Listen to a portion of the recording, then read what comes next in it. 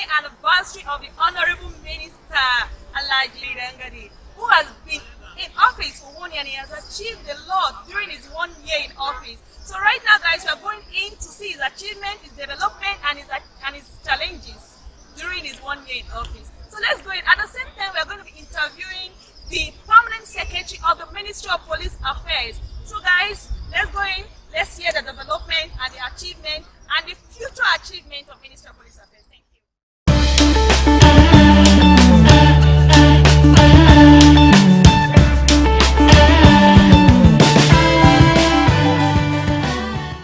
Well, thank you very much. I think it's been good, and of course the cooperation I received from my principal, the Honorable Minister, and my directors and other support staff that have been really very wonderful in the discharge of their respective responsibilities. So I thank God for that.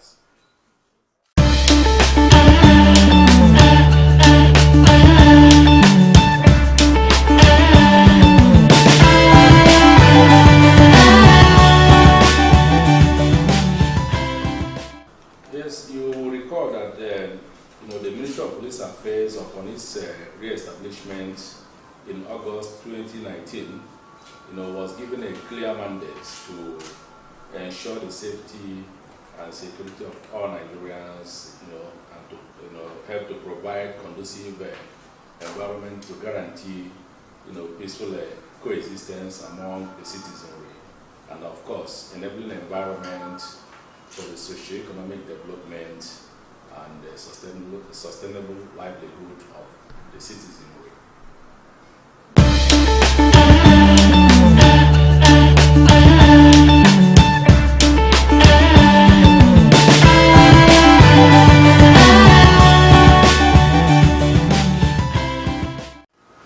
Well, I do not generally believe that there is administrative bottleneck. Generally MDAs are well structured, having well laid down departments and offices with clear mandates.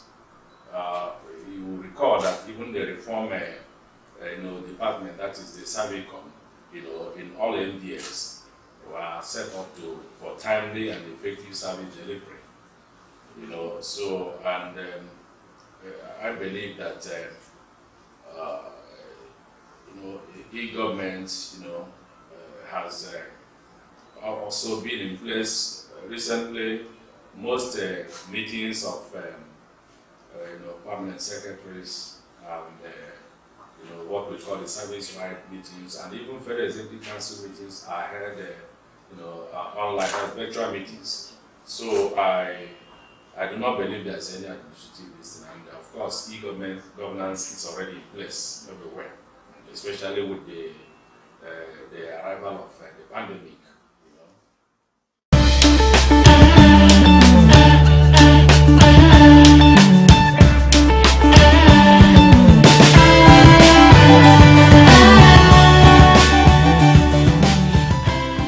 Not really been very serious challenges. I have staff who really understand their job and what they do, and our parts, we ensure adequate and enabling work environment to bring out the best. And of course, the issue of welfare is paramount in the leadership, in the administrative style of the ministry, headed by the Honorable Minister and myself.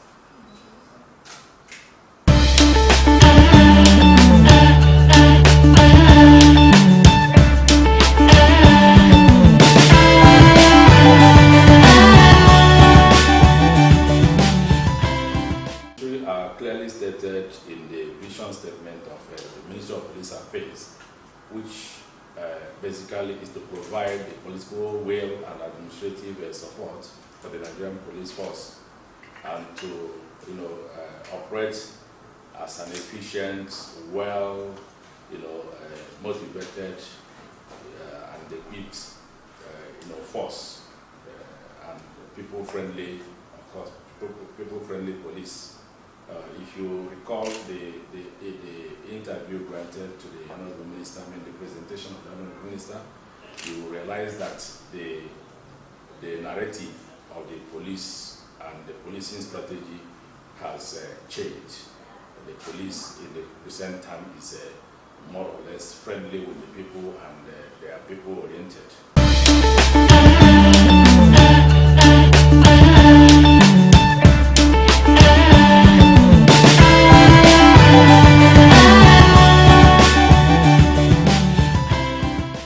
Okay, just like the Honorable Minister mentioned in his briefing, you will recall that on the re-establishment of the ministry, there were no well-structured departments, there were no officers on ground, and the rest. So one of the major things we did was to re-establish functional departments in the ministry, the introduction of the IPPS and capturing of police personnel, PUBUC personnel and all police colleges on the IPPS platform.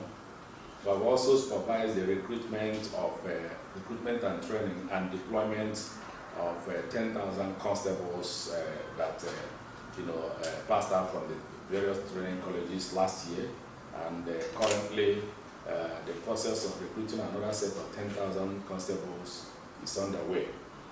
We have also succeeded in resuscitating the 470 million National Public Security Communication System Network project, which is popularly called the CCTV project.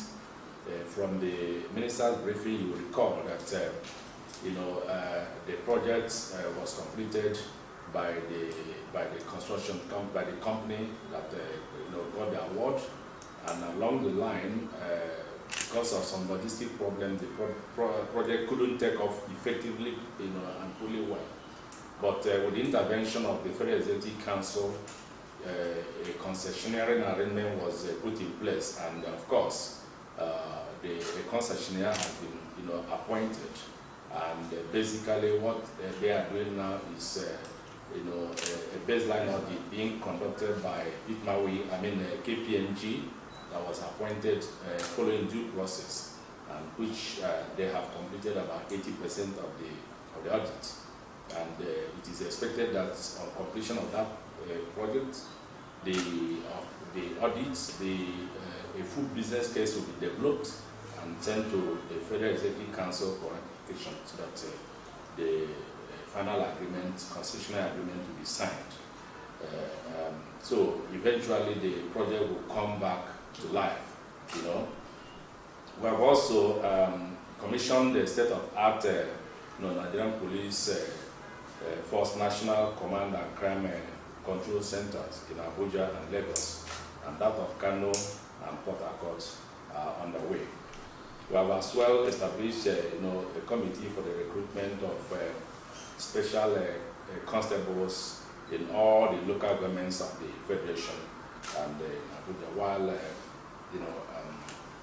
that's following a presidential directive for the recruitment of what call them special constabularies, to partner with the conventional Nigerian police force, and that will carry out grassroots surveillance and give feedback to the basic conventional police officers around that locality.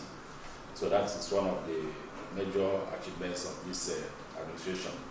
Then you also recall that in October 2019, a 13-man ministerial interim committee of the Nigerian Police Trust Fund was set up, which I chaired, and we were able to come up with a lot of resolutions. That committee was inaugurated by the Honorable Minister, and we were given specific terms of reference, among which was to develop a working structure for the trust fund, which we have, and which culminated to the inauguration of the trust fund by the Honorable Minister, I think in May 2020. And of course, as I speak, the management of the trust fund is working. The board is also working. We have held series of meetings. I happen to be a board member of the trust fund representing the ministry. We have an 8-member board of trustees chaired by the former retired Inspector General of Police Suleiman Abba, and the executive secretary of the trust fund is Allegedly Sokoto, and the management team is in place already and they are working very hard. Then I think basically Nigeria will begin to reap the benefits of the trust fund that is put in place by the time we start full operations shortly.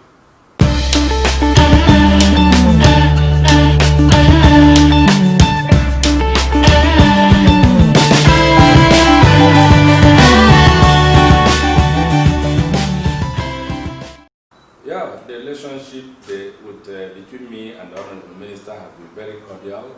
He's just more or less like a father, a very humble person and ready to take advice, So it's been very cordial, and my relationship with the management too has been very cordial. And that is what led to some of these major achievements you have seen that we have been able to accomplish.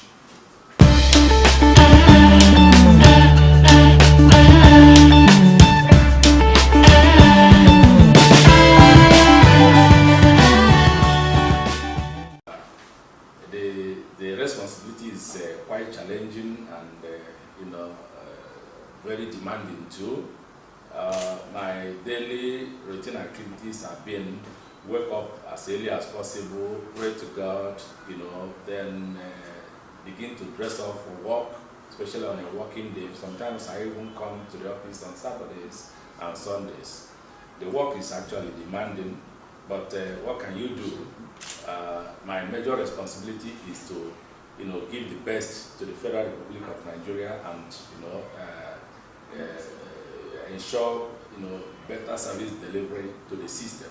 So it's actually demanding. Sometimes my family suffers it, by my absence from time to time. But I think my work first to make sure that it doesn't lack. Then my family can enjoy me when I retire from service.